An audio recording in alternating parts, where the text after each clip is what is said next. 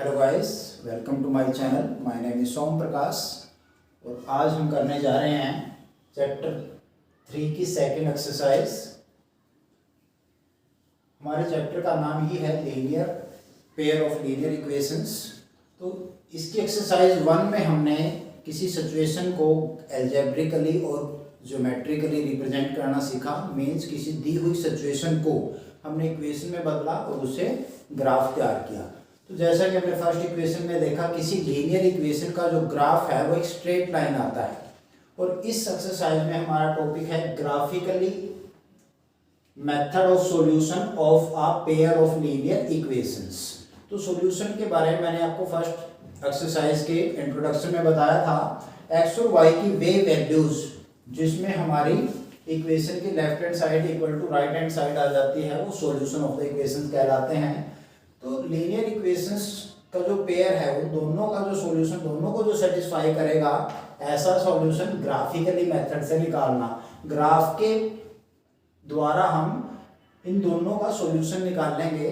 तो जैसे कि मैं बता चुका हूँ आपको कि कोई भी हमारे पास अगर लीनियर इक्वेशन है तो उसका ग्राफ एक स्ट्रेट लाइन आता है। और इसमें हम ये देख भी चुके थे कि अगर दो हमारे पास इक्वेशन है तो दो लाइंस होंगी। दो लाइंस मीन्स दो लाइन अगर हम ड्रॉ करते हैं प्लेन पेपर पर तो या तो वो इंटरसेक्टिंग होंगी या वो पैरेलल होंगी या फिर कोइंसिडेंट लाइंस होंगी। तो अगर हमारे पास सपोज ये दो हमारे पास वो हैं इक्वेशन, मैंने जनरल इक्वेशन लेट कर ली, a1x plus b1y plus c1 equal to 0, a2x plus b2y plus c2 equal to 0। तो इन दोनों का अगर मैं ग्राफ तैयार करता हूँ तो दो स्ट्रेट लाइन होंगी। तो दो स्ट्रेट लाइन अगर इस तरीके से मेरे पास इंटरसेक्टिंग लाइंस बन रही हैं तो ये जो कॉमन पॉइंट है दोनों का, तो ये इस इक्वेशन को भी सेटिस्फाई करेगा और इस इक्वेशन को भी सेटिस्फाई करेगा। तो ये जो पॉइंट होगा, इसके जो कोऑर्डिनेट बनेंगे हमारे एक्स और वाई की जो वैल्यू होंगी, वो हमारा सॉल्यूशन होगा पेयर ऑफ लीनियर इक्वेशन। इन दोनों इक्वेशंस के लिए वो सॉल्यूशन होगा, कॉमन सॉल्यूशन होगा। तो एक ही सॉल्यूशन आपका बनता है अगर हमारे पास जो लाइन इंटरसेक्टिंग है। कोई भी दो लाइन एक ही पॉइंट पे मैक्सिमम इंटरसेक्ट कर सकती हैं वो। दूसरा केस मैंने आपको बताया था कि लाइन पैरेलल हो सकती है। अगर दोनों इक्वेशंस का जो ग्राफ है वो पैरेलल लाइंस आता है तो यहाँ पर जो पॉइंट इस पे लाई कर रहे हैं वो इस पे नहीं होंगे, इस पे लाई कर रहे हैं तो इस पे नहीं होंगे। यानी कि कोई भी एक ऐसा कॉमन पॉइंट नहीं होगा जो दोनों इक्वेशन को सेटिस्फाई कर दे। तो ऐसे केस में हमारे पास कोई भी सॉल्यूशन नहीं होगा। तो हमारी जो पेयर ऑफ लीनियर इक्वेशन है उसका कोई भी सॉल्यूशन नहीं होगा, मीन्स नो सॉल्यूशन है। एक्स और वाई की एक भी ऐसी वैल्यू नहीं होगी जो दोनों इक्वेशंस को सेटिस्फाई करती हो। तीसरा केस हमारे पास आता है कि अगर दोनों का ग्राफ एक ही स्ट्रेट लाइन बनता है, कोइंसिडेंट लाइंस अगर हैं, तो यहाँ पर दोनों के सभी पॉइंट्स कॉमन पॉइंट ही हैं। तो यहाँ पर इनफाइनाइटली मैनी सॉल्यूशंस बनेंगे। हर पॉइंट जो है वो सॉल्यूशन होगा दोनों के लिए। जो इसको सेटिस्फाई करेगा वो इसको भी सेटिस्फाई करेगा, जो इसको सेटिस्फाई करेगा वो इसको भी सेटिस्फाई करेगा। और अगर इंटरसेक्टिंग लाइन है तो यूनिक सॉल्यूशन होगा, मींस एक ही ऐसा सॉल्यूशन होगा, एक ही एक्स और वाई की एक एक वैल्यू ऐसी होगी जो हमारी दोनों इक्वेशंस को सेटिस्फाई करेगी। अब ये तो बात ये है कि हम ग्राफ बनाएं और उसके बाद हमें पता चले कि किसी इक्वेशन का यूनिक सॉल्यूशन है, नो सॉल्यूशन है, या फिर इनफाइनाइटली मैनी सॉल्यूशन है, बहुत सारे सॉल्यूशन हैं। लेकिन इनको हम सिर्फ इन कोफिशिएंट्स की रेशियो के द्वारा भी पता लगा सकते हैं इस चीज़ का कि ये इनमें से हमारा यूनिक सॉल्यूशन आएगा, नो सॉल्यूशन होगा या इनफाइनाइटली मैनी सॉल्यूशन होंगे। तो इसके लिए आपको क्या करना है, जो एक्स के कोऑर्डिनेट हैं उनकी रेशियो बना लेनी है, वाई के कोऑर्डिनेट है उनकी रेशियो बना लेनी है, और कांस्टेंट टर्म जो है उनकी रेशियो बना लेनी है। तो इस तरीके से मेरे पास a1 by a2, b1 by b2 और c1 बाय c2, ये तीन रेशोज आ जाएंगे। तो हम इनको कंपेयर करके ये बता सकते हैं कि इनमें से हमारा किस टाइप के सॉल्यूशन होंगे, यूनिक होंगे, कोई भी सॉल्यूशन नहीं होगा, या फिर बहुत सारे सॉल्यूशन होंगे। तो इसके लिए आपने क्या करना है, इन तीनों रेशों को निकालना है और उनको चेक करना है, इक्वेट करके देखना है। तो पहले मैं इन दो को देखूंगा, a1 बाय a2 और b1 बाय b2, यानी कि x के कोफिशिएंट की रेशियो और y के कोफिशिएंट की रेशियो को। तो दो रेशियो तो हमारे पास दो नंबर होंगे, एक तरीके से रेशनल नंबर या फ्रैक्शन कह सकते हो आप उनको। तो तो दो फ्रैक्शन अगर हमारे पास हैं या तो वो इक्वल होंगे या फिर इक्वल नहीं होंगे। तो पहले मैं केस लेता हूँ इनके इक्वल न होने का। अगर आपका a1 by a2 not equal to b1 by b2 आता है, तब हम इसको तीसरे से नहीं इक्वेट करेंगे यहीं पर। तो इस समय अगर हमारे पास ये कंडीशन आती है तो हमारा जो ग्राफ होगा यानी कि जो लाइंस होंगी वो इंटरसेक्टिंग लाइंस होंगी।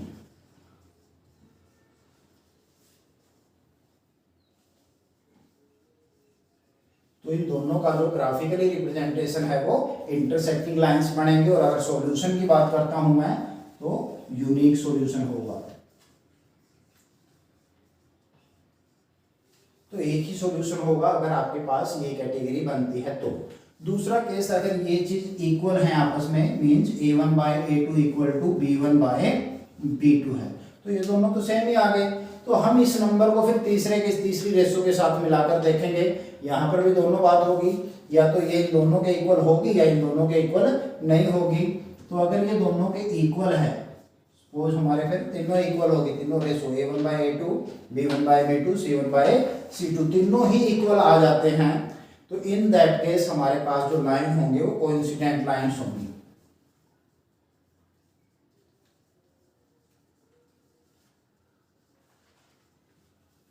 कोइंसिडेंट लाइंस होंगे मींस इनफाइनाइटली मैनी सॉल्यूशन होंगे। इस केस में अगर हमारे पास तीनों रेशो इक्वल आती हैं तो। अगर वो लाइंस की बात पूछता है तो कोइंसिडेंट लाइंस लिखेंगे, और सॉल्यूशन की बात पूछता है तो लिखेंगे इनफाइनाइटली मैनी सॉल्यूशन। और तीसरा केस क्या है कि आपके पहले दो तो इक्वल हैं, लेकिन तीसरा इनके इक्वल नहीं है, means a1 by a2 equal to b1 by b2 but not equal to c1 by c2। In this case जो हमारी लाइंस होंगी वो पैरेलल लाइंस होंगी। अगर आप उनका ग्राफ बनाओगे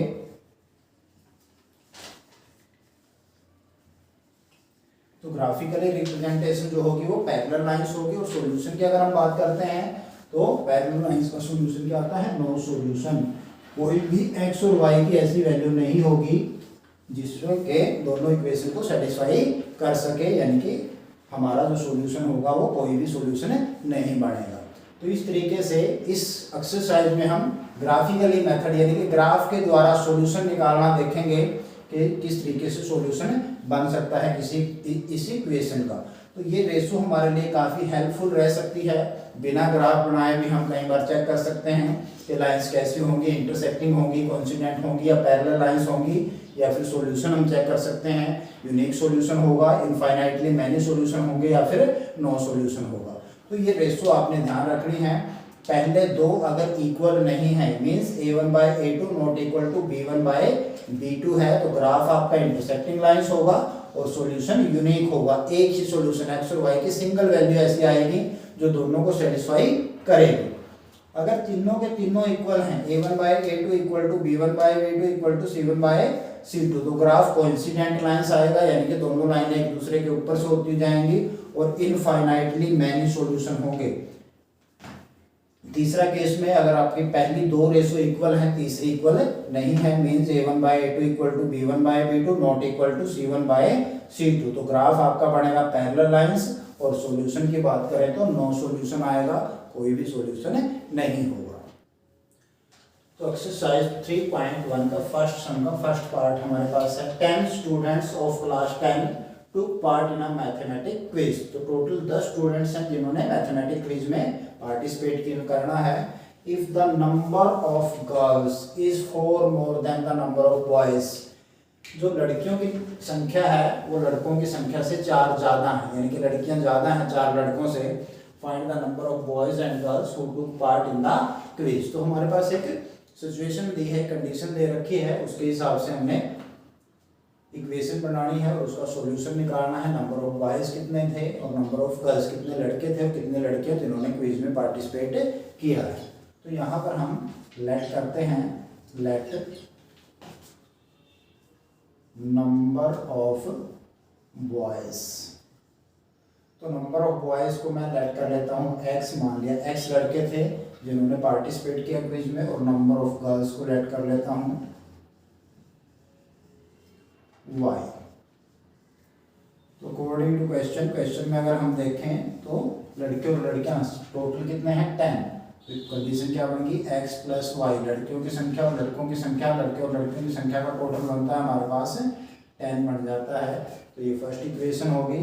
सेकंड में क्या कहता है, number of girls is 4 more than number of boys, लड़कियों की जो नंबर है मीन्स y जो है आपका, ये हमारी फर्स्ट होगी।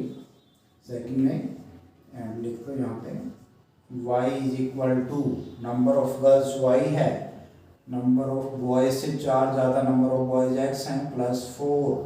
तो जो चीज़ ज़्यादा है उसकी बजाय जो कम है उसमें आपने जितना वो ज़्यादा है ऐड करेंगे ताकि दोनों इक्वल बन जाएं। तो ये मेरी सेकंड कंडीशन होगी। और यहाँ पर हमने सॉल्यूशन जो है वो ग्राफिकली निकालना है, ग्राफ के मेथड से निकालना है। तो आपको इनका ग्राफ बनाना पड़ेगा फ्रॉम 1। फर्स्ट इक्वेशन को मैं पहले ले लेता हूँ, यहाँ पर x को उस साइड ले जाओ या y को, आपकी इच्छा है, दोनों ही सेम ही उतने ही ईजी हैं। तो मैं y की वैल्यू निकाल लेता हूँ यहाँ से। तो मैं x को उस साइड लेके जाऊँगा तो y मेरा बन जाएगा 10 माइनस x। और यहाँ पर मैं इसकी टेबल बना लेता हूँ ताकि हम ग्राफ बना सकें ईजिली। अब 2 या 3 पॉइंट ले लें, ज़्यादा पॉइंट लेने की जरूरत नहीं है, 2 से भी काम चल सकता है, 3 भी ले सकते हो आप। तो x की वैल्यू इस तरीके से रखो कि हमारी y की वैल्यू भी ज़्यादा बड़ी न हो। तो मैं x को रख लेता हूँ 4, 10 माइनस 4 करेंगे तो 6 आ जाएगा, x 5 रखेंगे तो y भी 5 आएगा, x 6 रखता हूँ तो 10 माइनस 6 y आपका 4 बन जाएगा। तो ये आपकी फर्स्ट इक्वेशन का की टेबल बन गई ग्राफ बनाने के लिए। इसी तरीके हम सेकंड इक्वेशन को लेते हैं फ्रॉम सेकंड। तो यहाँ पर ऑलरेडी बनी ही हुई है, y की वैल्यू निकली हुई है x प्लस 4। तो आपने इसकी टेबल बना लेनी है। वही आपने कोई 3 वैल्यूज या 2 वैल्यूज आप ले लें x और y की, जिससे कि आप ग्राफ तैयार कर सकें। तो मेरे पास x की वैल्यू मैं रखता हूँ 0, तो y आपका 4 बन जाएगा, 1 रखता हूँ तो 5 आ जाएगा, 2 रखता हूँ तो 6 आ जाएगा। तो इस तरीके से आपने दोनों इक्वेशंस को ही टेबल बना लेनी है। कंडीशन हमारी बहुत आसान थी, कोई इसमें ज़्यादा मुश्किल नहीं था। दोनों का सम 10 आ रहा है और नंबर ऑफ गर्ल्स आपने जो भी लेट किया है यहाँ पे मैंने y लेट किया है नंबर ऑफ गर्ल्स को। तो क्योंकि जो लड़कियों की संख्या है वो लड़कों से 4 ज़्यादा है, तो इसमें आप बॉयज़ वालों में 4 ऐड करेंगे और इसके इक्वल रख देंगे। तो ये आपकी दूसरी कंडीशन है। अब आपने सिर्फ ग्राफ बनाना है बस। तो यहाँ पर हम इस चीज़ का ग्राफ तैयार कर लेते हैं। तो ये हमारी वर्टिकल लाइन होगी, ये आपकी हॉरिजॉन्टल लाइन होगी, एक्स एक्सिस वाई एक्सिस। तो यहाँ पे आप एक्स और वाई की पॉइंट्स प्लॉट कर लेते हैं।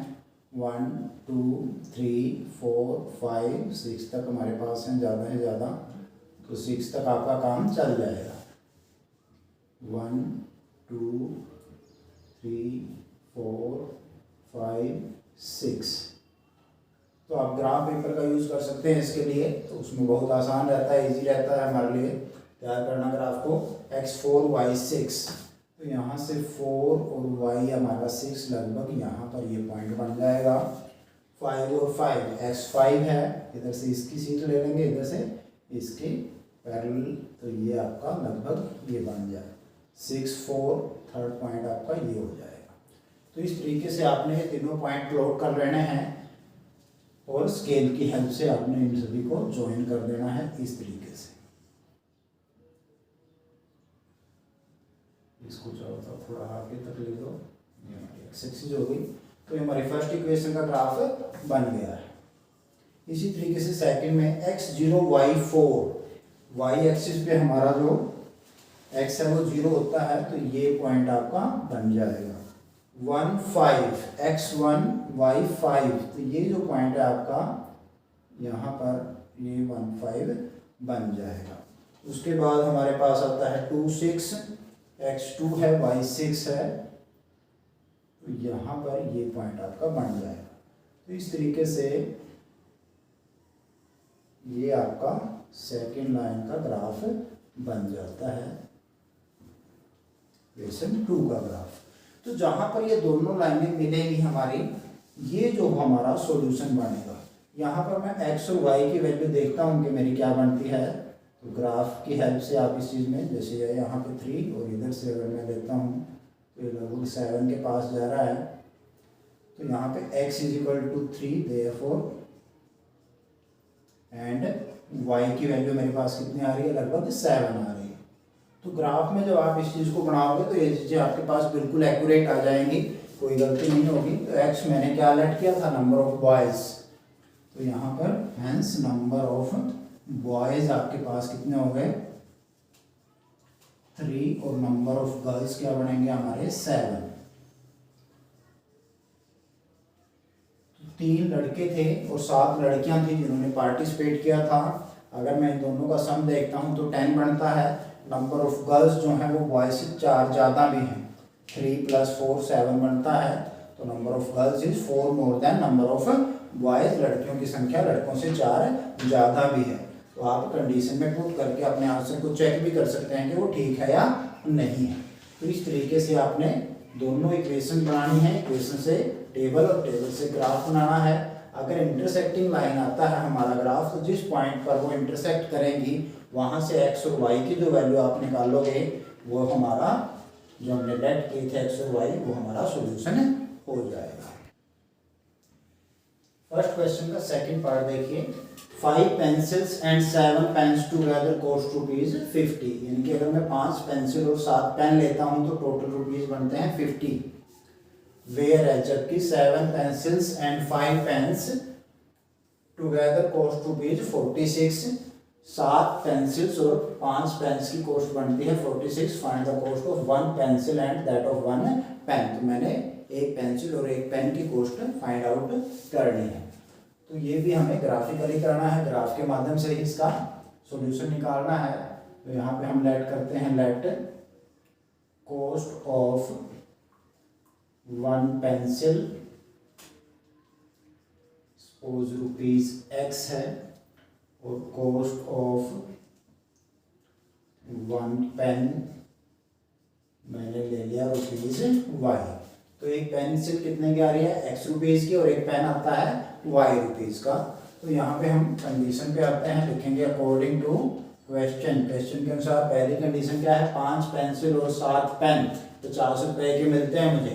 तो एक पेंसिल की कॉस्ट x रुपीज़ है, तो 5 पेंसिल की कॉस्ट को हम 5x बनेगी। 7 पेन्स इसमें ऐड कर दिया 7y, और दोनों की मिलाकर कॉस्ट बनती है 50। तो ये मेरे पास फर्स्ट कंडीशन आ गई आपकी। अब यहाँ से हमें टेबल तैयार करानी है। टेबल बनाने के लिए आप x या y किसी भी एक को उस साइड लेके जा सकते हो जो आपको इजी लगे। तो यहाँ पे दोनों में ही बाय में आएगा, तो यहाँ 5 आएगा, इधर y के निकालने में तो 7 आएगा। तो आप जिसको भी कंफर्टेबल समझे वो कर सकते हैं। सपोज मैं यहाँ से y की वैल्यू निकालना चाहता हूँ, तो 7y मेरे पास आ जाएगा 50 - 5x, और यहाँ सिर्फ y रखना है तो ये बन जाएगा 50 - 5x, बाय में चला जाएगा 7। तो यहाँ पर आप x की वैल्यू अपनी मर्जी से रखते जाएंगे और y की वैल्यू आपके पास उसके हिसाब से आती जाएगी। तो यहाँ हम टेबल तैयार कर लेते हैं इसकी, फिर हम इसकी सेकंड जो कंडीशन है उसको देखेंगे, उसकी टेबल उसके साथ तैयार हो जाएगी। तो यहाँ पर मैं कुछ ऐसी वैल्यूज रखना चाहूँगा जिससे कि मेरे पास y की वैल्यू भी पूरे नंबर आ जाए, ताकि हमें ग्राफ में दिक्कत ना आए। तो जैसे कि अगर मैं x की जगह 3 रखता हूँ, तो 5 × 3, 5 3 आपके पास 15 हो जाएगा। 50 - 15, तो 50 में से आप 15 माइनस करोगे तो आपके पास 35 बचेंगे, और बाय में 7 भी है, तो 7 × 5 = 35। तो y की वैल्यू मेरे पास क्या आ जाएगी, 5 आ जाएगी। इसी तरीके से आप यहाँ पर x की वैल्यू 10 रख सकते हो। 10 × 5 = 5 को 10 से मल्टीप्लाई करूँगा तो 50 आ जाएगा। 50 - 50 0, और 0 के बाय में जो मर्जी नंबर हो तो उसकी वैल्यू आपके पास 0 ही रहती है। तो यहाँ पे पूरा नंबर लेने के लिए मैंने क्या किया, जैसे 3 पे मेरे को लग गया था कि पूरा नंबर आ रहा है, तो उसके बाद ये जो डिनोमिनेटर है वो ऐड करते रहो इसमें। 3 + 7 किया तो 10 बन गया, तो 10 पे भी आपकी पूरी वैल्यू आ जाएगी। अब अगर मैं इसमें 7 डालता हूँ तो 7 काफ़ी बड़ा नंबर हो जाएगा मेरे पास, तो हमारा ग्राफ बहुत लंबा बन जाएगा। इतने पॉइंट्स भी नहीं होते ग्राफ पेपर के ऊपर। तो आप 2 से भी काम चला सकते हो, या फिर इसमें माइनस कर लो, माइनस का 4 रख के देख लो आप। तो -4 अगर मैं रखता हूँ, आपको 3 पॉइंट ही देने हैं तो तो -4 को अगर मैं -5 से मल्टीप्लाई करूँगा तो माइनस माइनस प्लस बन जाएगा ये। 4 5 या 20, तो 50 + 20 आपका 70 हो जाएगा। और 70 को जब आप 7 से डिवाइड करोगे तो y की वैल्यू आपके पास 10 आ जाएगी। तो इस तरीके से हमने थोड़ा सा इस तरीके से सोचना है x की वैल्यूज़ को, ताकि y की वैल्यू भी आपके पूरे पूरे नंबर आ सकें और हमारा ग्राफ ठीक से तैयार हो सके। अगर आपको लग रहा है कि बड़ी आ रही है वैल्यू, तो आप 2 वैल्यू में भी काम चला सकते हो। अगर आप ये नहीं भी लेते तो इससे भी मेरा ग्राफ तैयार हो सकता है। उसके बाद हम आते हैं सेकंड कंडीशन पे। इस चीज़ को मैं इरेज कर देता हूँ, ये आइडिया लेने के लिए थी सिर्फ। तो हमारी फर्स्ट कंडीशन ये थी एंड सेकंड कंडीशन देखिए, इसमें क्या कह रहा है, 7 पेंसिल्स हैं और 5 पेन्स हैं मेरे पास।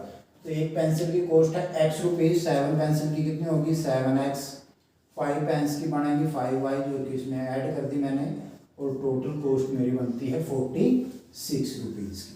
तो 7x + 5y = 46, ये आपकी सेकंड इक्वेशन हो गई। सेकंड कंडीशन जो हमारे पास थी उसके अकॉर्डिंग मैंने बना दिया। तो यहाँ से भी मैं y निकालता हूँ, तो पहले x जाएगा उधर, तो 5y = 46 - 7x हो जाएगा। फिर y में चला जाएगा तो मैं सीधा यहाँ पे y निकाल लेता हूँ। y आएगा मेरे पास 46 - 7x / 5। अब हम बनाते हैं टेबल।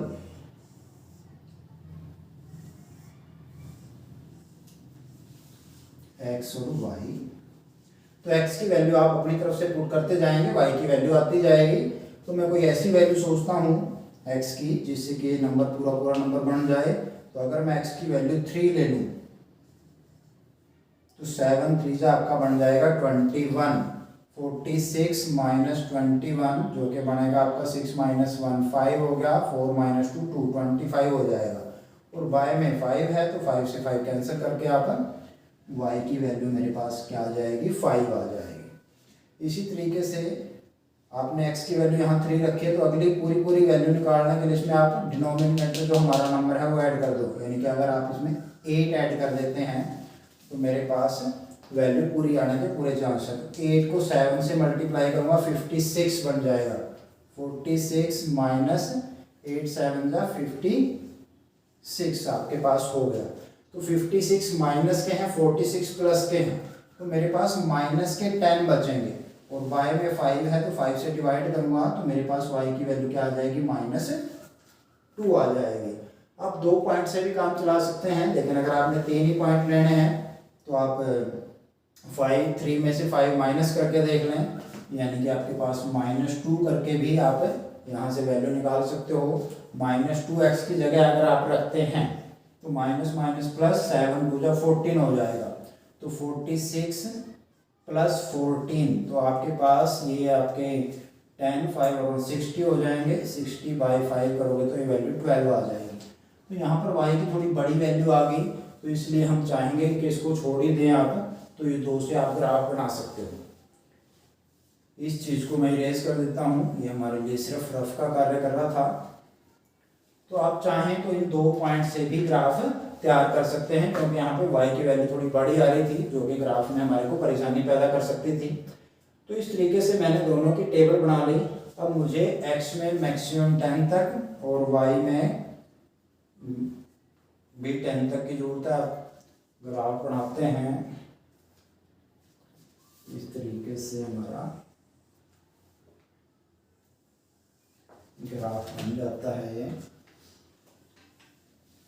तो 10 तक आप लेंगे 1 2 3 4 5 6 7 8 9 10।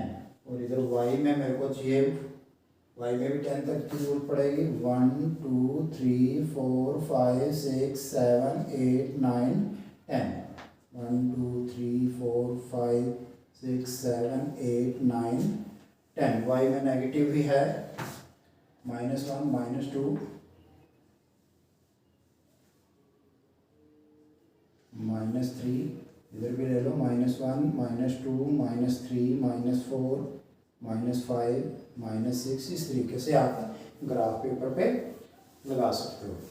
तो हम आते हैं पहले इस पे x3 y5। x3 ये लाइन, y5 की सीध तक इसको, ये पॉइंट आपका बन जाएगा।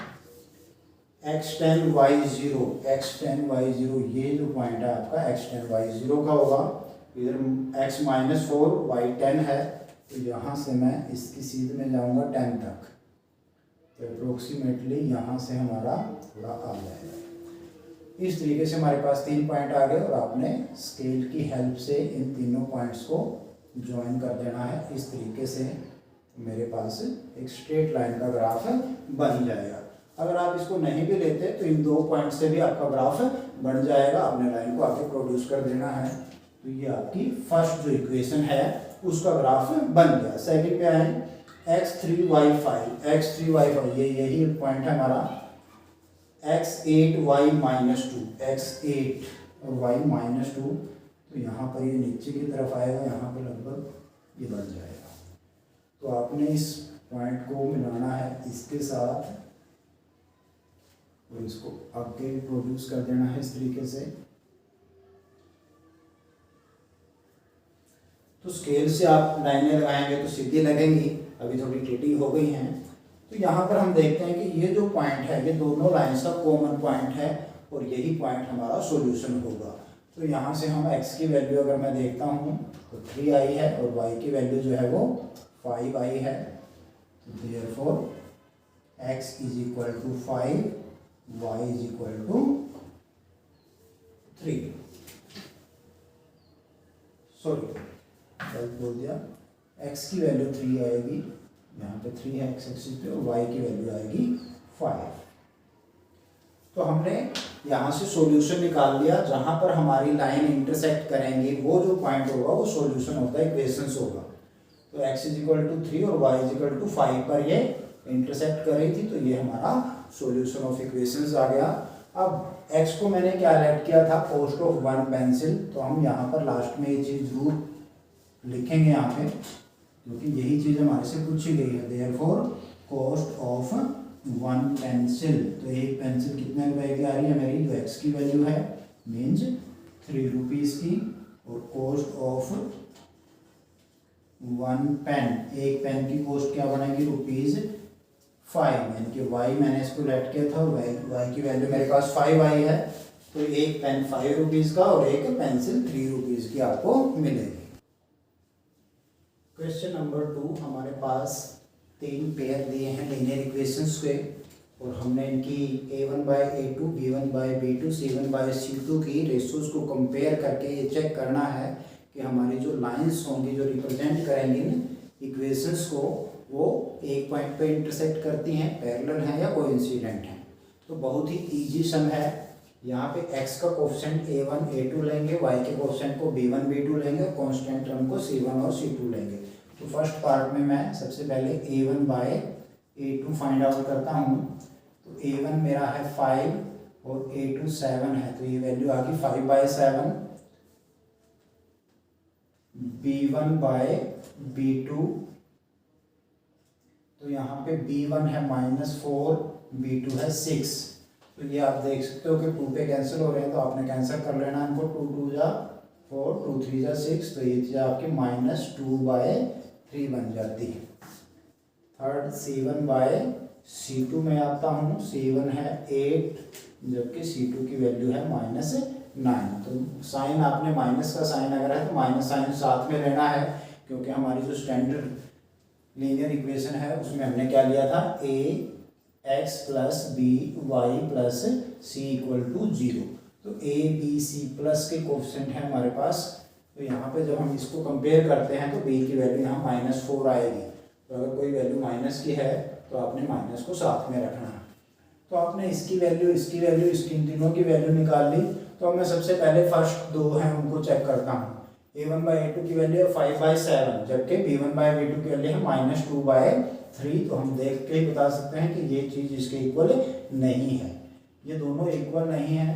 तो यहाँ पर मीन आप लिखोगे since a1/a2 not equal to b1/b2, क्योंकि हमारा a1/a2 जो है वो b1/b2 के इक्वल नहीं है। अगर ये इक्वल नहीं है तो हमें तीसरे को देखना ही नहीं है। तो यहीं से हमारी लाइन क्लियर हो जाती है। Therefore lines representing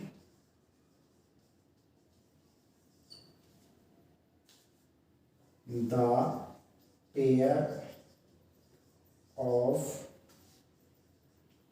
linear equations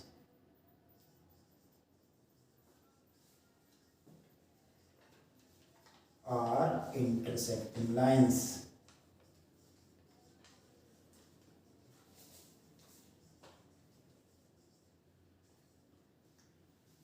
तो अगर a1 by a2 not equal to b1 by b2 होता है तो हमारा जो ग्राफ बनेगा वो इंटरसेक्टिंग लाइंस का बनेगा। तो आप इस तरीके से अपनी लाइन को समअप कर सकते हो। Lines representing the pair of linear equation, इस पेयर को, लीनियर इक्वेशंस के इस पेयर को जो लाइन रिप्रेजेंट करेंगी वो कैसी होंगी, इंटरसेक्टिंग लाइंस होंगी। इसी सेकंड पार्ट पे आते हैं। तो यहाँ पर भी आप सेकंड पार्ट यहाँ पर देखता हूँ मैं इसमें।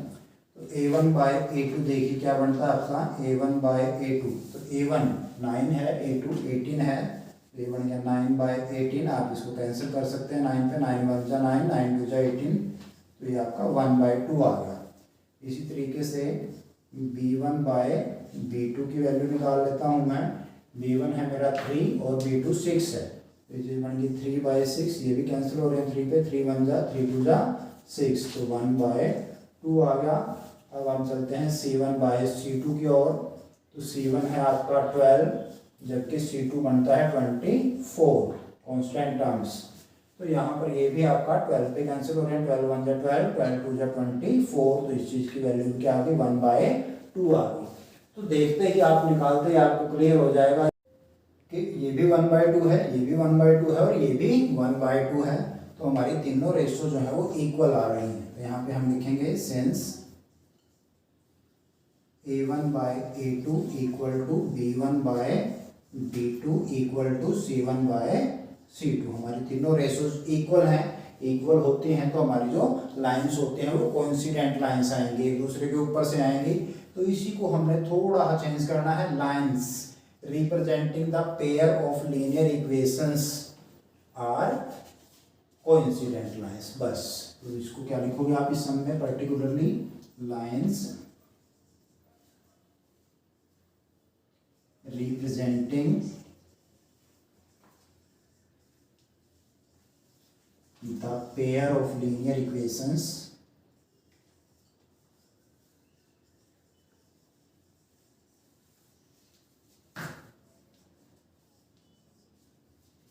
are coincident। तो ये लाइंस जो होंगी हमारी कोइंसिडेंट होंगी, एक दूसरे के ऊपर ही आएंगी। अब हम इस तरीके से थर्ड में अगर हम चेक करें तो a1 बाय a2 मेरा बनता है 6 बाय 2, ये कैंसिल हो गया 3 पे, तो इस चीज़ की वैल्यू आपकी 3 आ गई। इसी तरीके से b1 बाय b2 आप निकाल लें। b1 आपका है -3 बाय में -1 है, तो माइनस से माइनस आपका कैंसिल हो जाएगा, 3 बाय 1 3 बन जाएगा ये भी। c1 बाय c2 निकाल लें। c1 आपका 8 है जबकि c2 9 है, तो c1 बाय c2 आपका 8 बाय 9 आएगा। तो इसकी वैल्यू आपके a1 बाय a2 3 आ रहा है, b1 बाय b2 3 आ रहा है, लेकिन c1 बाय c2 3 नहीं है। तो हम कह सकते हैं since a1 by a2 equal to b1 by b2, ये दो इक्वल हैं, लेकिन तीसरे रेशो जो हमारी है c1 बाय c2 वो इक्वल नहीं है। और अगर पहले दो रेशो इक्वल हैं, तीसरी इक्वल नहीं हो, तो लाइंस जो होती हैं वो पैरेलल होती हैं। तो आप उसके नीचे भी बिल्कुल सेम लिख सकते हैं। फर्क क्या रहेगा, कोइंसिडेंट की जगह आपने क्या करना है, पैरेलल कर देना है। Lines representing the pair of linear equations are parallel. तो यहाँ पर इसका जो रिजल्ट आएगा वो पैरेलल लाइंस आएगा।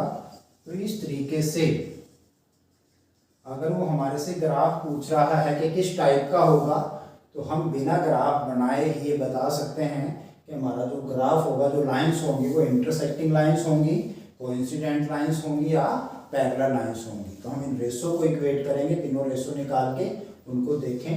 पहले आपने पहले दो को चेक करना है, अगर वो दोनों इक्वल नहीं हैं तो इंटरसेक्टिंग लाइन बनेगा। पहले दो इक्वल हैं, फिर उसको तीसरे से कंपेयर करना है। तीसरा भी इक्वल है तो कोइंसिडेंट लाइंस, दो इक्वल है तीसरा इक्वल नहीं है तो पैरेलल लाइंस हो जाएगा आपका ग्राफ। Now question number 3। तो हमारे पास इस क्वेश्चन के अंदर हमें 5 पेयर दिए हैं लीनियर इक्वेशंस के। हमने बताना है कि कंसिस्टेंट है या इनकंसिस्टेंट है।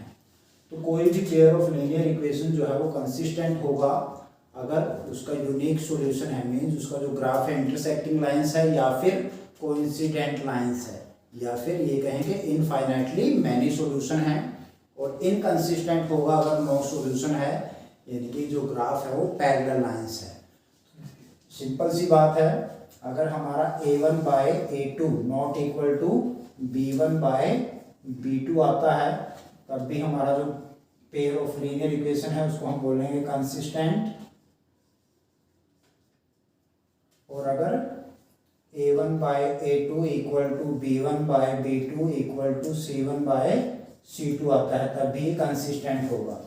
और अगर आपका a1 by a2 not equal to b1 by b2 not equal to c1 by c2 बनता है, तब हमारी जो इक्वेशंस होगी वो इनकंसिस्टेंट होंगी। तो कंसिस्टेंट और इनकंसिस्टेंट हमने ये बताना है कि कौन सी इक्वेशन इनकंसिस्टेंट है कौन सी कंसिस्टेंट है। तो बड़ा सिंपल सा फंडा है, कोई ज़्यादा मुश्किल नहीं है। आपने सिर्फ इन रेशोज को चेक करना है।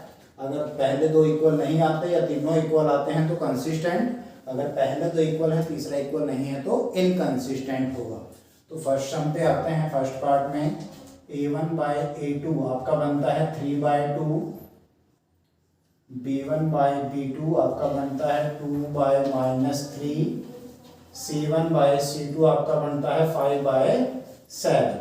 तो यहाँ पर हम देख रहे हैं कि हमारी तीनों रेशो मैंने फाइंड आउट कर ली हैं। तो इन रेशोज के को चेक करते हैं हम। तो फर्स्ट मेरा है 3 बाय 2, सेकेंड है -2 बाय 3। तो ये वैसे ही हमारी पॉजिटिव वैल्यू है, ये नेगेटिव वैल्यू है, ये इक्वल हो ही नहीं सकती। तो हम यहाँ पे लिखेंगे since a1 by a2 not equal to b1 by b2, therefore pair of linear equations is consistent. तो इस तरीके से आपने इन सभी सम्स को करना है। अगर आपका ये वाली कंडीशन बनती है तो यहाँ पर इनकंसिस्टेंट आ जाएगा। सेकंड में देख लें, ये आपका फर्स्ट पार्ट हो गया। सेकंड पार्ट में a1 by a2 2 bye 4 cancel कर लो, 1 पे 2 पे, तो ये 1 बाय 2 आ गया। b1 बाय b2, b है मेरा -3 और b2 है -6, तो माइनस से माइनस कैंसिल, 3 पे कट जाएंगे तो -1 बाय 2 आ गया। सॉरी माइनस माइनस प्लस बन जाएगा तो माइनस भी कैंसिल हो जाएगा। 1 बाय 2 वैल्यू आ गई। c1 बाय c2 पे आए। देखिए, या तो आपके दोनों जो कांस्टेंट टर्म है इक्वल से इधर होनी चाहिए या दोनों ही उधर होनी चाहिए। इस बात का आपने ध्यान रखना है, एक इधर और एक उधर नहीं होनी चाहिए। तो जब हमने सेकंड में देखा था तो दोनों इक्वल से इधर थे, तो दोनों इक्वल से उधर भी हैं तो भी कोई प्रॉब्लम नहीं, तो हम यहीं पे इनकी रेशो ले सकते हैं। तो ये आपके पास आ रही है 8 बाय 9। तो a1 बाय a2 1 बाय 2 है, b1 बाय b2 भी 1 बाय 2 है, लेकिन c1 बाय c2 इनसे डिफरेंट है। तो यहाँ पे आप लिखोगे since a1 by a2 equal to b1 by b2 not equal to c1 by c2। तो इस कंडीशन में आपका इनकंसिस्टेंट होगा। Therefore pair of linear equations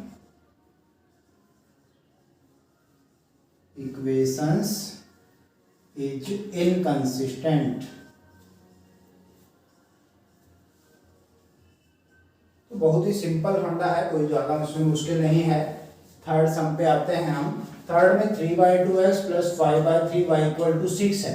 तो इस इक्वेशन से हम यहाँ पर जो हमारे a1 और b1 है वो फ्रैक्शन में है, तो मुझे पता है मैं किसी भी इक्वेशन को मल्टीप्लाई कर सकता हूँ या डिवाइड कर सकता हूँ किसी एक नंबर से। तो मैं यहाँ पर इन दोनों का जो एलसीएम बनता है उससे मल्टीप्लाई करके उसको सिंपल फॉर्म में बदलूंगा, ताकि हम वो रेशो निकालने में हमारे को ज़्यादा सी दिक्कत ना आए।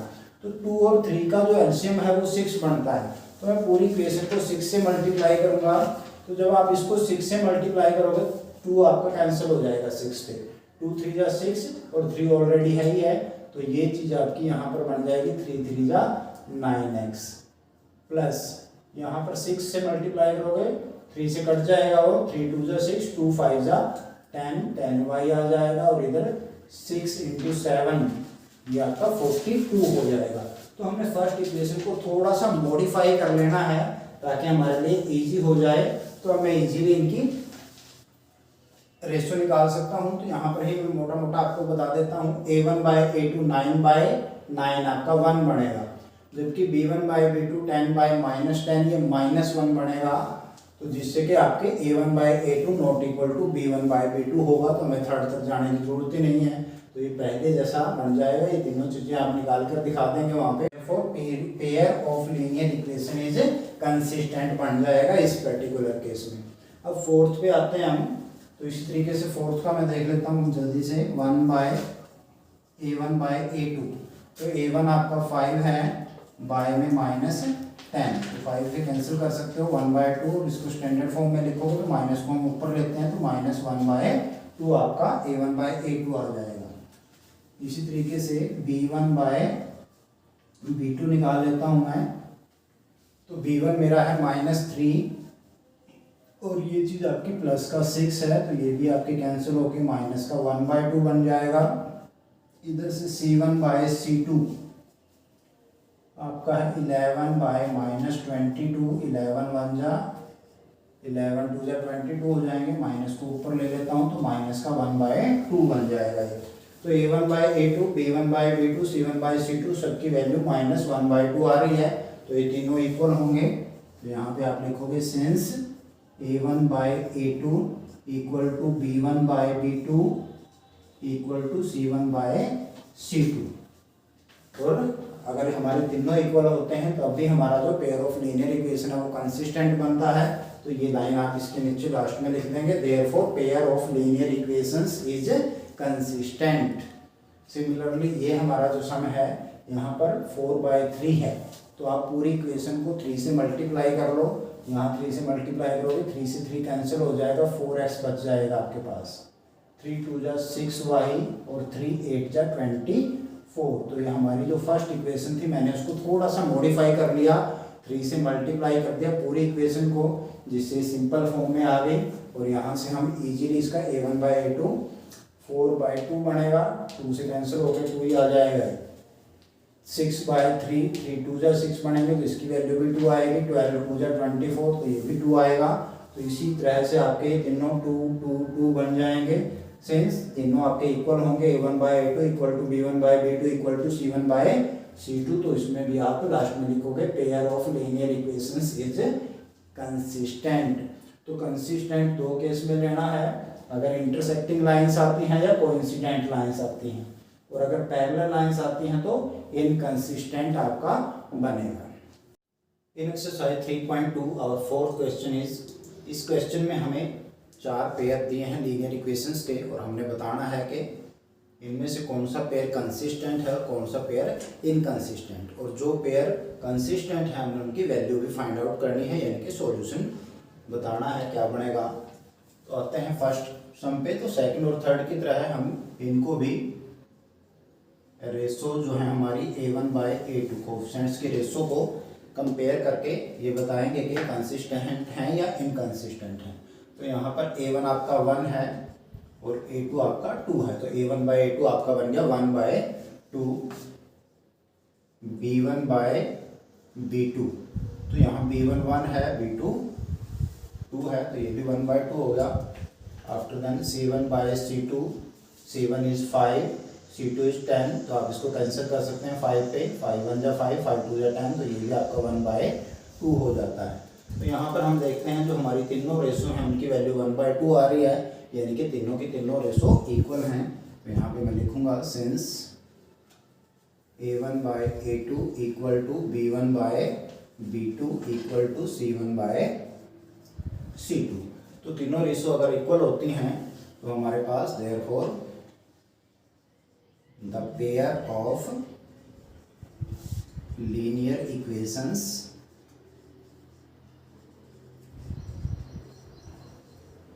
Is consistent. तो ये कंसिस्टेंट लीनियर पेयर बनता है हमारा। तो इसने कहा है कि अगर आपका पेयर जो है वो कंसिस्टेंट है तो आप उसके सॉल्यूशन भी फाइंड आउट कीजिए, क्योंकि हमारे पास ये जो कंडीशन बन रही है ये बता रही है कि यह एक ऐसा लीनियर पेयर है जिसमें इनफाइनाइटली मैनी सॉल्यूशंस होंगे, एक सॉल्यूशन नहीं होगा। तो यहाँ पर सॉल्यूशन क्या बनेगा हमारा, solution is y is equal to 5 minus x. आप x को इस साइड ले आएंगे तो y जो है हमारा 5 माइनस एक्स हो जाएगा। आप x की डिफरेंट वैल्यू डालते रहो, y की डिफरेंट वैल्यूज आती रहेंगे हमारे पास। Therefore equations has infinitely many solutions. तो इस पर्टिकुलर केस में हमारे पास जो हमारी इक्वेशन है उनके बहुत सारे इनफाइनाइटली मैनी सॉल्यूशंस होंगे। तो इस तरीके से आप उसको लिख सकते हैं। सेकंड पार्ट में आए तो उसी तरीके से सेकंड पार्ट में भी हमने क्या निकालना है, a1 बाय a2। तो यहाँ पर a1 1 है, a2 3 है, तो यहाँ आ जाएगा 1 बाय 3। b1 बाय b2 यानी कि कोफिशिएंट ऑफ y की जो हमारी रेशो है वो देखेंगे -1 और नीचे है -3 है। तो माइनस से माइनस कैंसिल हो जाएगा आपका, तो ये चीज़ आ गई 1 बाय 3। इधर से c1 by c2 find out करते हैं। c1 8 है, c2 16 है, कैंसिल कर सकते हो आप इसको, 1 पे ये 2 पे हो जाएगा, तो 1 बाय 2 आ जाएगा। यहाँ पे ये दो रेशो हमारे इक्वल हैं, तीसरे इक्वल नहीं है, तो यहाँ पे आप लिखोगे since a1 by a2 equal to b1 by b2 not equal to c1 by c2, therefore the pair of linear equations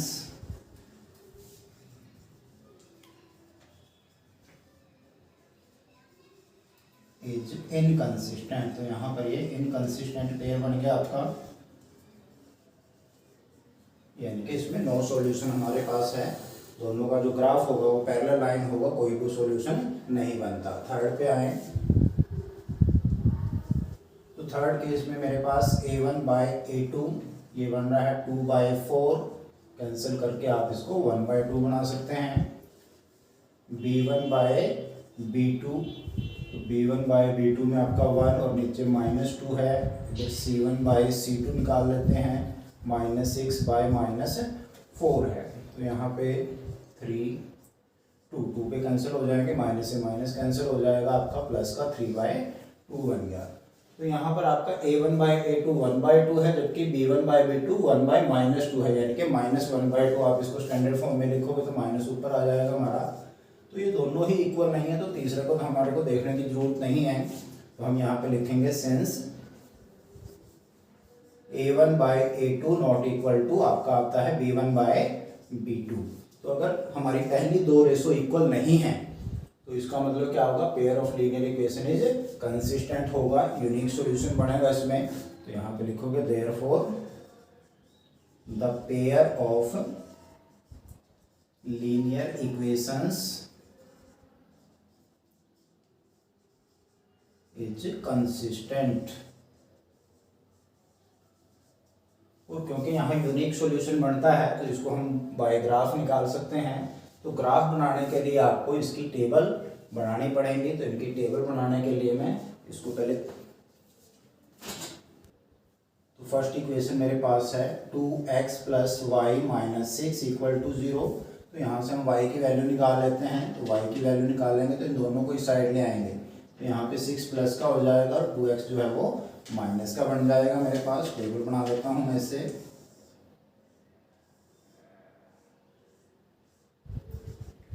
x की वैल्यू आप अपनी इच्छा से रखते जाएं, y की वैल्यू हमारे पास ऑटोमेटिकली आती रहेंगी। तो अगर मैं x को 1 रखता हूँ तो 1 2 1 जा 2 बन जाएगा, 6 - 2, y की वैल्यू आपके पास आ जाएगी 4।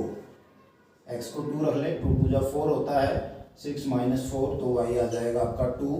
3 रख लो, 3 2 जा 6, 6 माइनस 6 ये आपकी 0 बन जाएगी। इसी तरीके से सेकंड इक्वेशन को मैं लेता हूँ 4x minus 2y minus 4 equal to 0।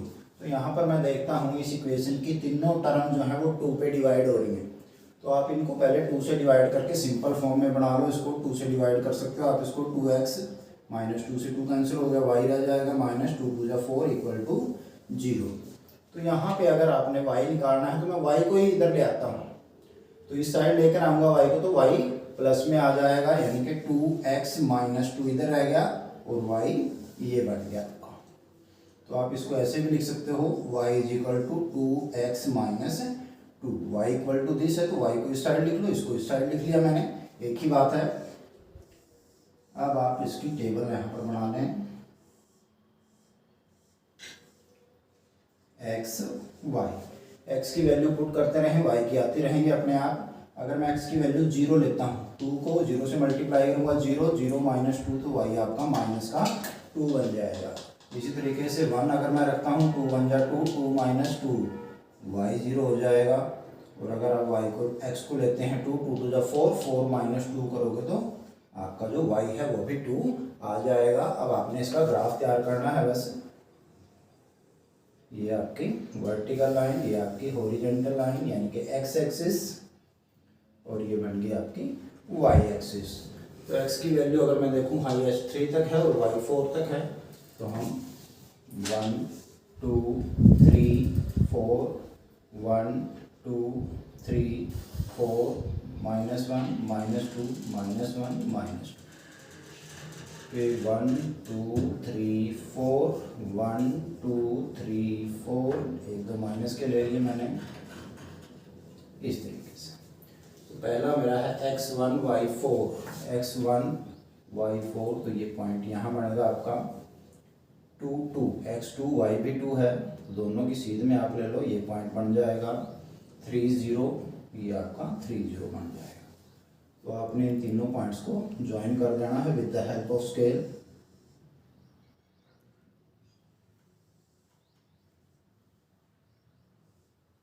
तो ये आपके पास फर्स्ट इक्वेशन जो है उसका ग्राफ बन जाएगा। इसी तरीके से सेकंड इक्वेशन पे आते हैं, x0 y माइनस 2 है, x0 y माइनस 2, तो ये y एक्सिस के ऊपर ही पॉइंट बनेगा हमारा। x1 y0 ये पॉइंट हो गया, x2 y2, तो ये वाला पॉइंट जो है दोनों में है, तो इन तीनों पॉइंट्स को आपने ज्वाइन करना है। तो इस तरीके से हमारी स्ट्रेट लाइन चली जाएगी इक्वेशन 2 के लिए।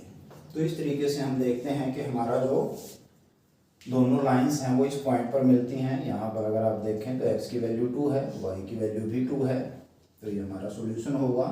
Therefore solution is x equal to 2, y equal to 2।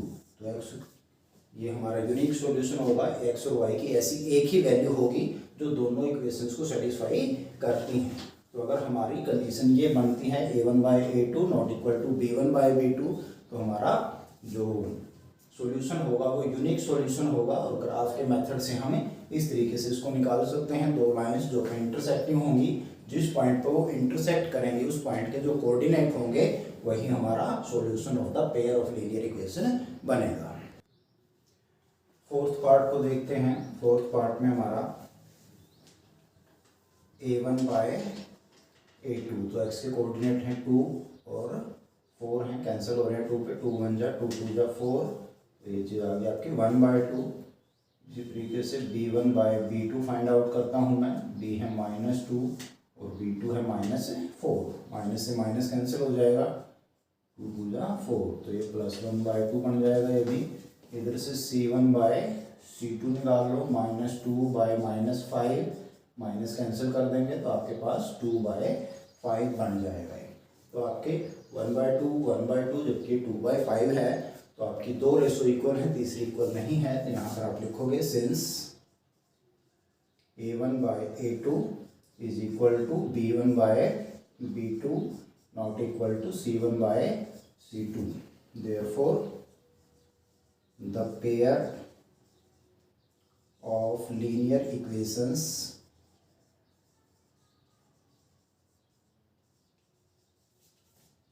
Is inconsistent. तो इस तरीके से हम कंसिस्टेंट और इनकंसिस्टेंट, हमने थर्ड सम में भी ये चीज़ की थी। अगर आपका सॉल्यूशन यूनिक सॉल्यूशन है या इनफाइनाइटली मैनी सॉल्यूशंस हैं, तब हमारे पास जो पेयर ऑफ लीनियर इक्वेशन होगा वो कंसिस्टेंट कहलाएगा। अगर नो सॉल्यूशन है, मीन्स पहली दो रेशो इक्वल हैं, तीसरी नहीं है, तो पेयर ऑफ लीनियर इक्वेशन जो होंगी वो इनकंसिस्टेंट होंगी। और question number 5 is half the perimeter of a rectangular garden whose length is 4 meter more than its width is 36 meter. Find the dimension of the garden. तो हमारे पास किसी rectangular garden का perimeter का हाफ दिया हुआ है इज 36 मीटर। बीच में condition डाल दी whose length is 4 metre more than its width, जिसकी लेंथ जो है विड्थ से 4 मीटर ज़्यादा है। तो दो कंडीशन हमारे पास दे रखी हैं। हाफ ऑफ पेरीमीटर दिया है 36 मीटर, बीच में एक कंडीशन डाली हुई है, जो लेंथ है वो विड्थ से 4 मीटर ज़्यादा है। तो हम यहाँ पे लेट करेंगे, इसमें late length of the garden. तो गार्डन की लेंथ को मैंने x लेट कर लिया है, x मीटर।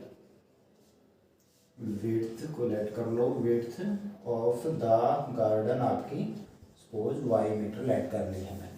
तो यहाँ पे मेरे पास दो कंडीशन है। Half the perimeter of rectangular garden is 36 metre. तो पहले मैं इस कंडीशन को ले लेता हूँ। आप सभी को पता ही है कि पेरीमीटर, जो रेक्टेंगल का पेरीमीटर होता है 2 इंटू एल प्लस बी होता है। तो इसका हाफ अगर आप करोगे तो आपका 2 से 2 कैंसिल हो जाएगा, यानी कि लेंथ प्लस ब्रेड्थ जो है वो हाफ ऑफ पेरीमीटर बनेगा। तो यहाँ अकॉर्डिंग टू क्वेश्चन मेरी लेंथ है x, विड्थ है y, तो x प्लस वाई आपका हाफ ऑफ पेरीमीटर हो गया, जो कि इक्वल टू कितना है 36 हमें दिया हुआ है। तो यहाँ से आप इसका ग्राफ बनाने के लिए टेबल बना सकते हैं। तो यहाँ से आप x या y की वैल्यू निकाल लो पहले। सपोज y, तो x को उधर ले जाऊंगा मैं, 36 माइनस x आपके पास आ जाएगा। टेबल तैयार कर लो।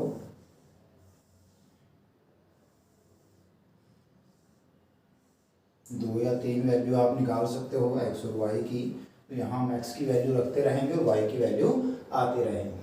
तो यहाँ पर हमारे पास क्योंकि थोड़ी बड़ी वैल्यू आ रही है, तो हम थोड़े बड़े नंबर रख लेते हैं, जिससे कि हमारा जो ग्राफ है वो इजीली बन जाए। मैं 4 के मल्टीपल में देख लेता हूँ, ताकि आप ग्राफ पे 1 2 3 की बजाय 4 8 16 इस तरीके से कर सकें।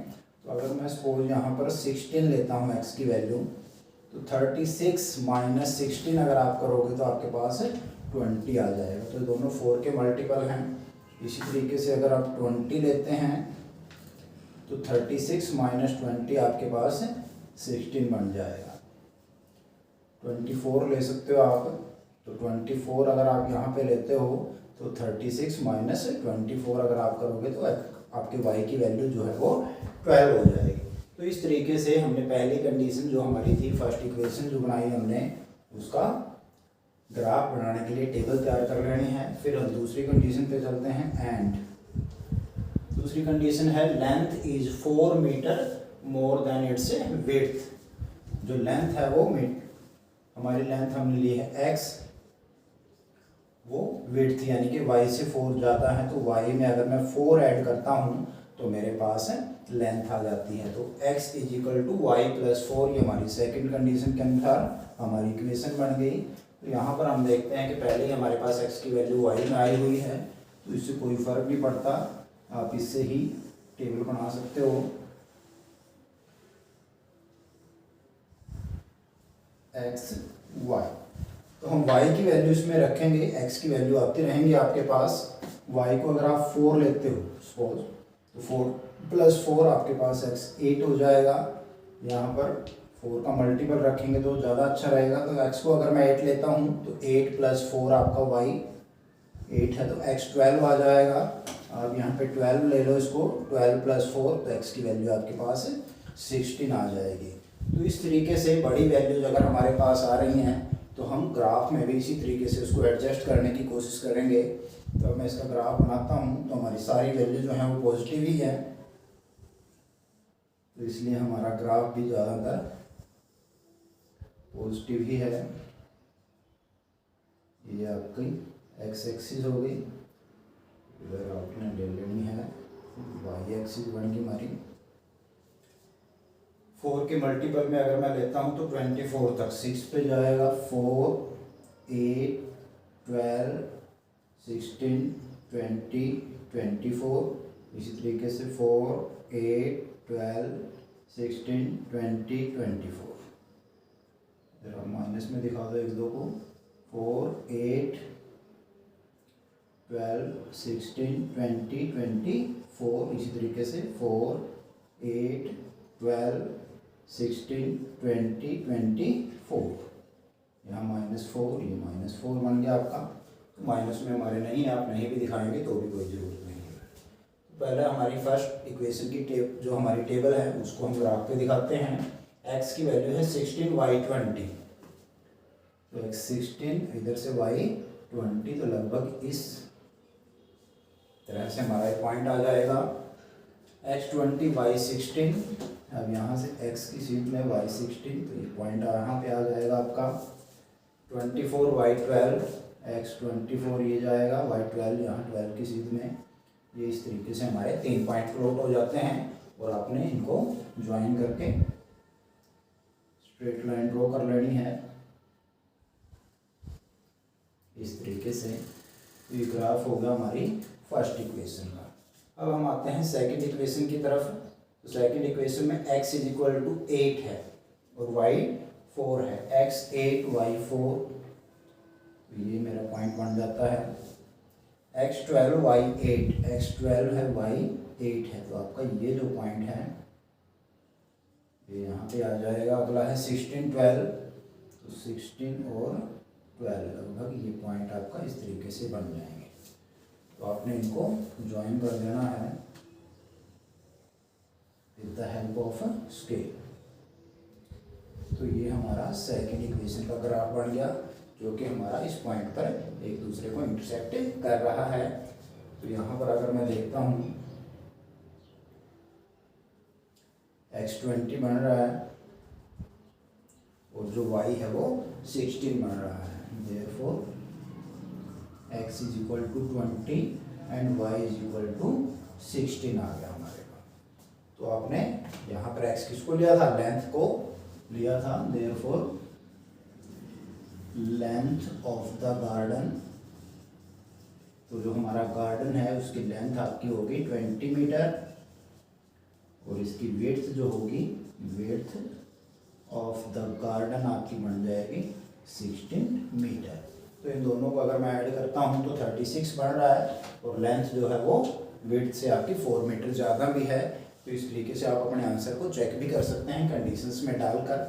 अगर वो कंडीशन को सेटिस्फाई करते हैं तो हमने सम को ठीक किया है। तो इस तरीके से आप पहले इक्वेशन बनाएंगे, फिर ग्राफ तैयार करेंगे। ग्राफ जहाँ पर भी एक दूसरे को इंटरसेक्ट करेगा वही हमारा solution of the linear pair होगा।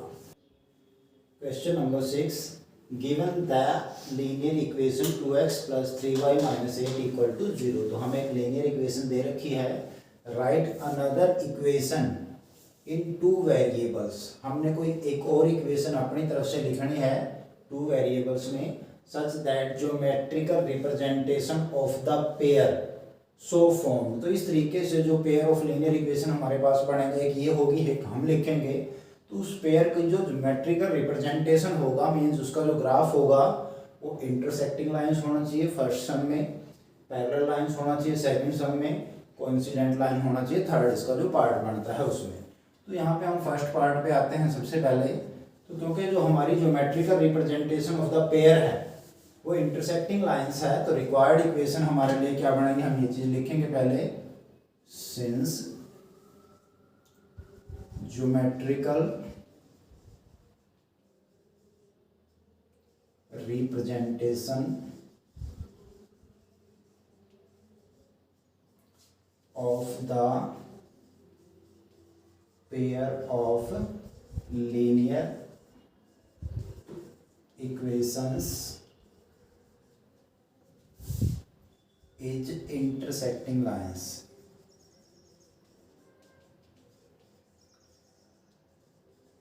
तो हमारी जो ज्योमेट्रिकल रिप्रेजेंटेशन बनेगी पेयर ऑफ लीनियर इक्वेशन की वो इंटरसेक्टिंग लाइंस है। तो therefore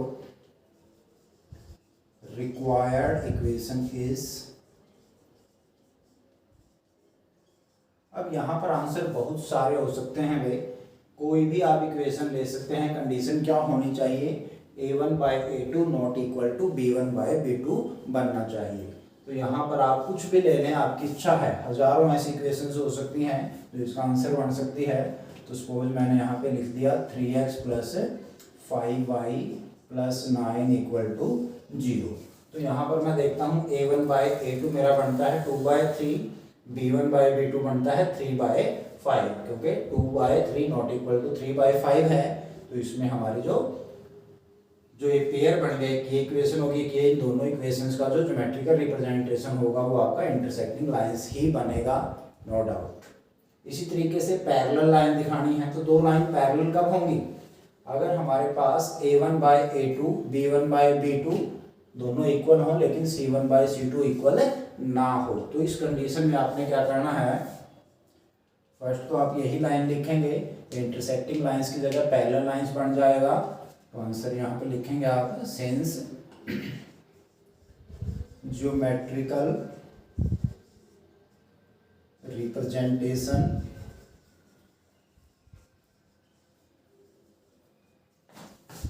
of the pair of linear equations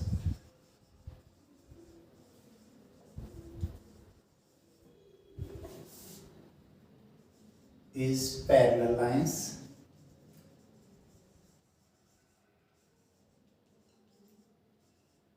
therefore required equation is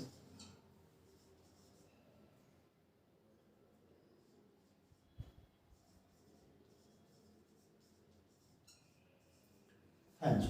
तो यहाँ पे आप दोनों नंबर्स को किसी सेम नंबर से मल्टीप्लाई करेंगे, थर्ड को उससे नहीं करना, बाकी कुछ से किसी नंबर से मल्टीप्लाई कर दो या ना भी करो। तो मान लो मैंने इन दोनों को 2 से मल्टीप्लाई कर दिया, तो ये चीज़ आ जाएगी 4x + 2 3 जा 6y, माइनस लिखो या प्लस कर लो आप, यहाँ पे आपने 9 लिखा, यहाँ इसको 2 से नहीं मल्टीप्लाई करना, बस बाकी कुछ मर्जी करो आप, अपनी मर्जी से कोई भी नंबर लिख दो।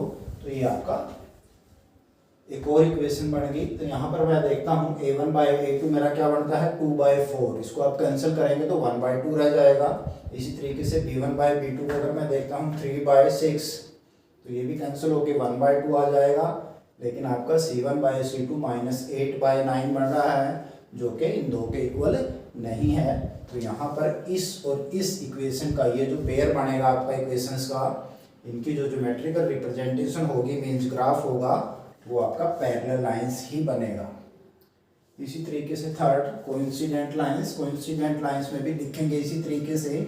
शर्त क्या है, पूरी की पूरी इक्वेशन को आपने किसी एक नंबर से मल्टीप्लाई कर देना है, ताकि जो रेशो है वो इक्वल रहे तीनों केसेस में। तो ये लाइन एज इट इज है, यहाँ पर पैरेलल लाइंस या इंटरसेक्टिंग लाइंस की जगह आपकी बार क्या आ जाएगा, कोइंसिडेंट लाइंस आ जाएगा। थर्ड पार्ट जब आप करोगे तो यही चीज़ लिखनी है आपने, since geometrical representation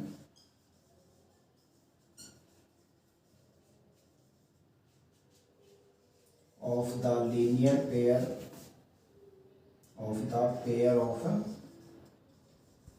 linear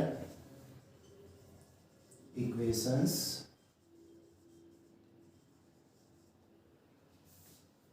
is coincident lines, therefore हमारी जो रिक्वायर्ड इक्वेशन बनेगी, रिक्वायर्ड इक्वेशन इज, तो आपने इसके तीनों टर्म्स को किसी सेम नंबर से मल्टीप्लाई करना है। सपोज मैं 2 से या 3 से मल्टीप्लाई कर सकता हूँ, 3 से करता हूँ तो क्या आएगा 2 3 जा 6x + 3 3 जा 9y माइनस 8 3 जा 24 इक्वल टू 0। तो यहाँ पर ये और ये एक पेयर बन गया, हमारे पास दो इक्वेशन बन गई।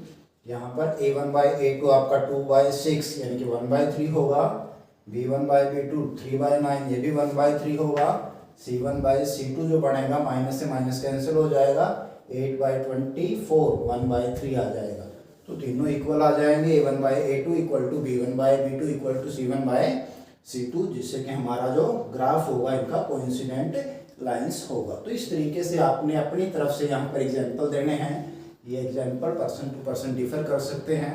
तो इस आंसर के बहुत सारे आंसर इसमें हो सकते हैं, बहुत सारी इक्वेशंस हो सकती हैं जो इन कंडीशंस को सेटिस्फाई करेंगे। Question number 7, draw the graphs of the equations this and this, determine the coordinates of the vertices of the triangle formed by these lines and the x-axis and set the triangular region। तो आपने यहाँ पर इन दो equations आपको दी हैं, इनके graph draw करने हैं और इन दो लाइंस और एक्स एक्सिस से जो ट्रायंगल बनेगा उसके वर्टिसेस बताने हैं, साथ में उसको सेट भी करना है उसके रीजन को। बहुत ही सिंपल है। हमारे पास फर्स्ट इक्वेशन दी है x minus y plus 1 equal to 0। तो यहाँ से आप x या y जिसकी भी चाहें वैल्यू निकाल लें। सपोज मैं x की निकाल लेता हूँ यहाँ पे, तो x मेरे पास यहाँ पे आएगा, इन दोनों को इधर ले आइए, y माइनस है तो इधर आके प्लस हो जाएगा और प्लस का 1 जो है वो इधर आके आपका माइनस हो जाएगा। तो यहाँ पे आप टेबल बना लें छोटी सी एक,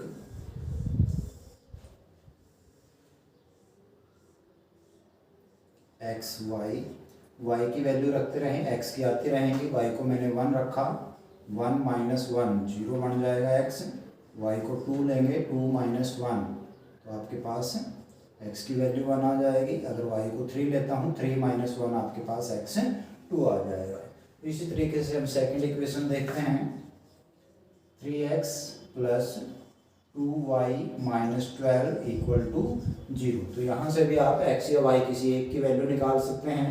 तो ऊपर हमने x की निकाले थे, मैं यहाँ पे भी x की निकाल लेता हूँ। तो पहले ये दोनों इधर आएंगे तो आपके पास 3x बन जाएगा, ये प्लस हो जाएगा, ये माइनस, तो मैं इसको लिख लेता हूँ 12 माइनस 2y, और अब इस 3 को भी इधर ले जाएंगे तो x is equal to 12 minus 2y by 3। इस तरीके से आप x की वैल्यू निकाल ली y की फॉर्म में। अब हम यहाँ पे टेबल बना लेते हैं इस चीज़ की।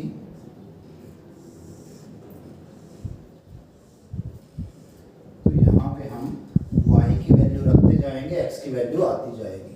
तो 12 जो है वो 3 पे डिविजिबल है, तो पहले तो मैं y को 0 ही रख लेता हूँ। तो y 0 है तो 2 इंटू 0 0 ही बन जाएगा, तो आपके पास 12 रह जाएगा ऊपर। 12 को 3 से डिवाइड करेंगे तो हमारे पास वैल्यू आ जाएगी 4। अब आप 3 रख लें, 3 2 जा 6 हो जाएगा, 12 माइनस 6 तो 6 बचेंगे। आप 6 को अगर आप 3 से डिवाइड करोगे तो 2 पे चल जाएगा आपका। आप इसमें 6 रख सकते हो, x y की वैल्यू 6 मैंने रख दी, 6 2 जा 12 बन जाएगा, 12 माइनस 12 0, तो 0 को 3 से डिवाइड करोगे तो 0 ही रहेगा। तो x की वैल्यू मेरे पास कितनी आ गई, 0 आ गई। अब आपने इन टेबल के अकॉर्डिंग ग्राफ बनाना है। तो ये हमारी x एक्सिस होगी, इधर मैं y एक्सिस ड्रॉ कर लेता हूँ, तो ये y एक्सिस बन गई।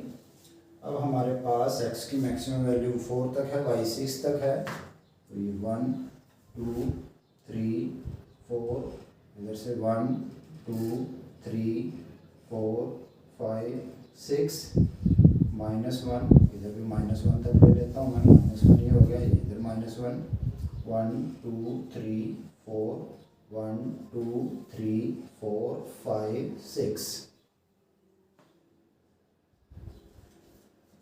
चलिए फर्स्ट इक्वेशन देखते हैं, x0 y1, तो ये आपकी जो वैल्यू है ये बन जाएगी x0 y1। तो y एक्सिस पे लाई करेगा, x0 वहाँ पे होता है 1 2, तो ये जो पॉइंट है ये आपका 1 2 को रिप्रेजेंट कर रहा है, 2 3 यहाँ से ये चीज़ ये आपका 2 3 को रिप्रेजेंट कर रहा है। आपने इन तीनों को ज्वाइन करना है।